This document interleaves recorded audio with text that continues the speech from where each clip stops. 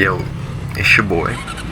I'm gonna keep this intro short. Essentially, this is just a vlog on when I got my next upgrade. If you have been following along on the channel, on the bike content, then y'all know that the CBR hasn't been the easiest to work with. It's fairly old and it's got its problems. And not only that, it also feels a lot weaker. Like I feel like I need more power, and I think I'm definitely ready for an upgrade. So this vlog is all about that. I'm about to get my next bike, so stay tuned.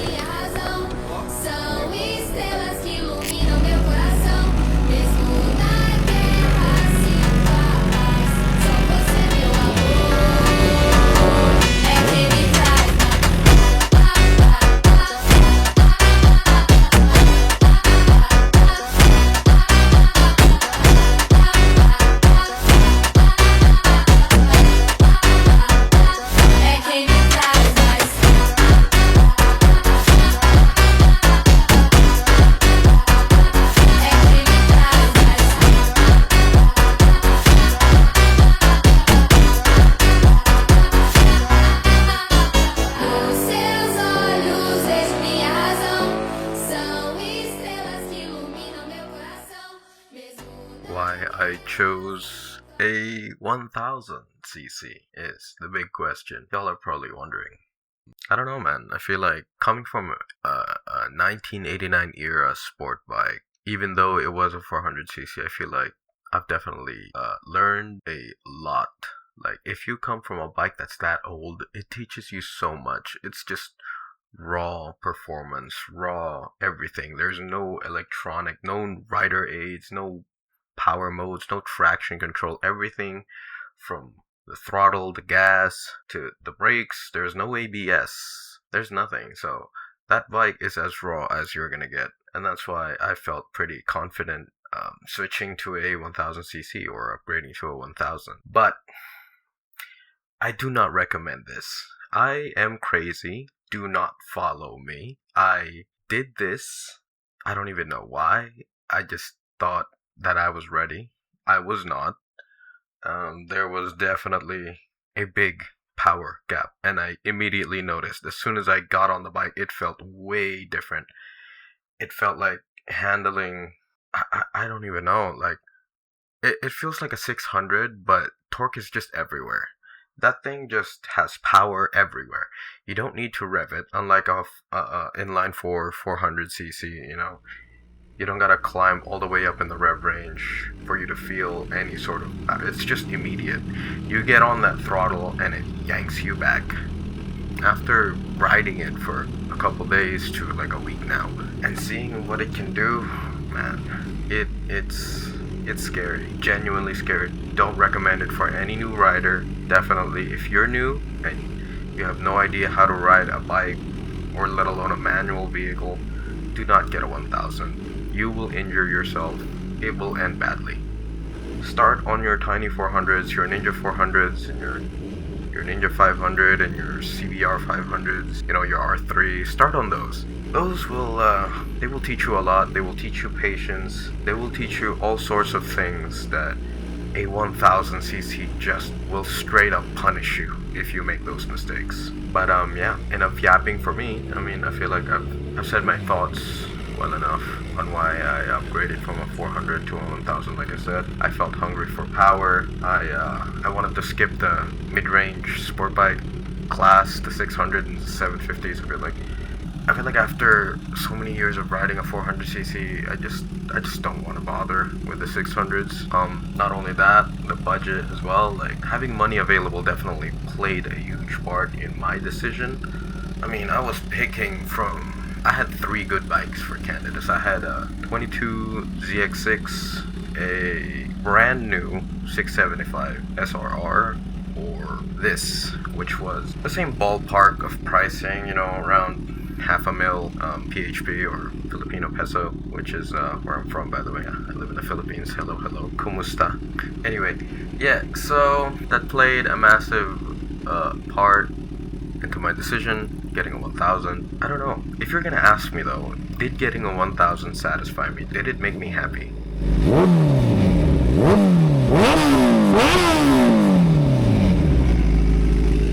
Genuinely, yes. This bike is all the power, everything you could ask from a motorcycle, and some more. This bike will give you so much when it comes to torque, rev range, power, the noise, everything is just amplified. But then again, you know, you need to have that kind of experience for you to be able to handle a 1000. It is not an easy thing, especially if you're riding around in traffic and stuff, and city riding. Oh, it is miserable riding that thing in city traffic and lane splitting and in stoplights. You know, the engine gets very hot, and yeah, a part of that, I feel like my full titanium exhaust also contributes to the heat factor of when I'm parked, especially when coming from, you know, Mach Jesus and then stopping at a stoplight. It just like that heat barbecues you, especially if it's like midday, like, you know, 12 to noon, crazy heat. But is it worth it though?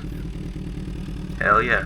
That thing, every time I get on it, still brings a smile to my face. And at the end of the day, that's what bikes should do, you know. You should be a little bit terrified of it, you know, a lot of pride, and it should make you happy. And so yeah. Anyway, I got a couple clips of me riding the ZX-10R, just riding it around, seeing what it's capable of, pushing the limits a little bit. Spoilers, I was not able to push it to its limits because, yeah, fucking public roads are not made for that. Anyway, enjoy.